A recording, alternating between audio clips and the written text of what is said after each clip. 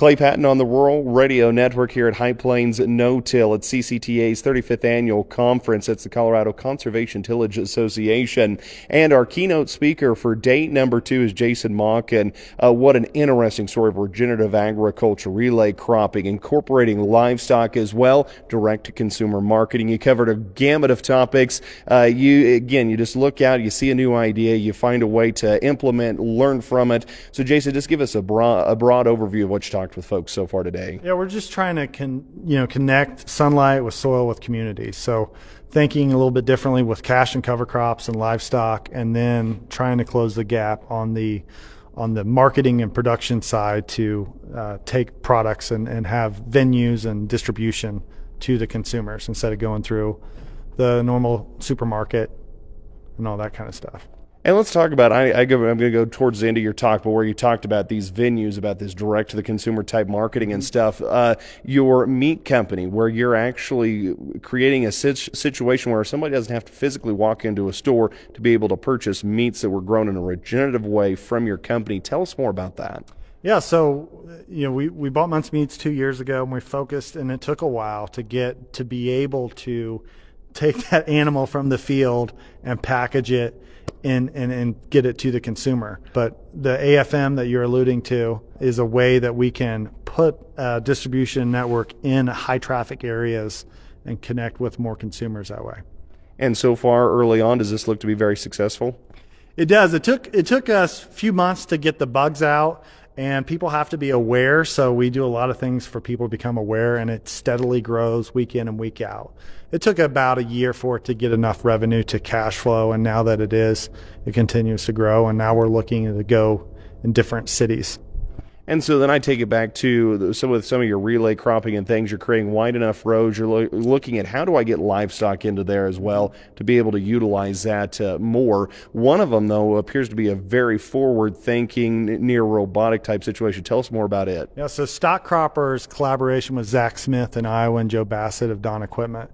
And we're trying to have multiple species of livestock actually live inside the crop during the growing season when it's warm, when the cover crop is growing actively, and we use that livestock to continuously prune and get more value out of the vegetation, and then deposit their manure inside those corn rows or whatever crop we're growing, and keep those nutrients closed loop to keep you from writing a big bill to the co-op, and feed those crops naturally, feed the soil. And I think it's going to be really interesting when we look at benchmarks of organic matter, of soil health attributes, of how quickly we can change organic matter and how productive that soil could be without any inputs over the course of 2 or 3 years with that system. On all of these projects we've just talked about, one of the biggest things that you bring up through all of them, they're a collaboration. You're working with other people. You're bringing best minds here together. Oftentimes, maybe on the farm, we get to thinking about it's me versus the world. This, what can I do on my operation? It's a sole proprietorship, what to do. What is your advice to somebody when you're reaching out, when you're trying to bring in this type of collaborative effort? 2 things. There's a quote that, you'll be really frustrated what you get done in the course of the day, and you'll be amazed how much you can do over the course of several years. That's one quote, but the way you really expedite that is to not care who gets the credit. So when you have a collaborative mindset, when you have a fresh idea or you have something of value, you project that into the world, into the Twitter, the Facebooks, the YouTubes. And what that does is it unlocks other people's want to share their ideas, and the law of attraction works that way if you're vulnerable. So that mindset has allowed me to connect with people that have propelled and created this technology. I don't know how to CAD.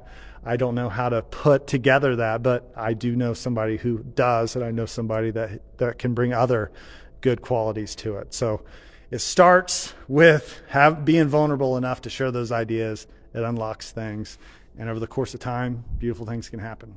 Is there an idea right now in the design stage that's going to be another one of these stories that we're talking about here in the next couple of years? Yeah, so I'm really excited. I was getting coffee this morning at the hotel, and Jim Garish was there, and he talked about most of his businesses with homesteaders. So COVID really produced a lot of people that have a lot of income in the city. They were staring at a wall, and they're saying, let's take this money and go buy property. And I think there's going to be a huge market with with internet out in the country and Amazon or systems that maybe we'll create in the future, bringing those products to the home. But we're going to focus on iterations with egg layer and hens and smaller things in the stock cropper that's affordable in a Tractor Supply or Rural King or Ace Hardware or something like that, to empower the people that don't want to rough it and get old rusty tin roof. They have a nice stock cropper they can buy, a chicken tumbler where they can produce chicken and empower people at their home. Sounds like it's going to be very exciting. And again, it doesn't matter who gets credit. It's about getting the product out to the customer. So exciting times. Jason, we appreciate taking just a little bit of time for us, walking us through the amazing things you're doing. Of course, social media is a great way to follow along. Tell us where we can continue to see this story develop. So on Twitter, it's Jason Mauck, MAUCK1.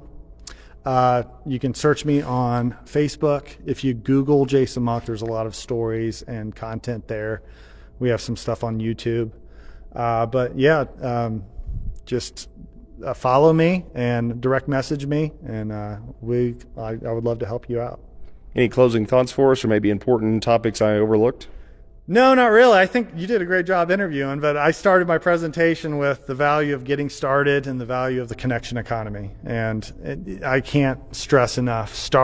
Just get started. Failure is the beginning of success. So start cheap, start small, and learn. And get through as many sequences as possible, and you'll really expedite where you could be in a few years. That's Jason Mauck. He's your keynote here at CCTA's High Plains No-Till. It's their 35th annual conference in Burlington, Colorado, and you're listening to the Rural Radio Network.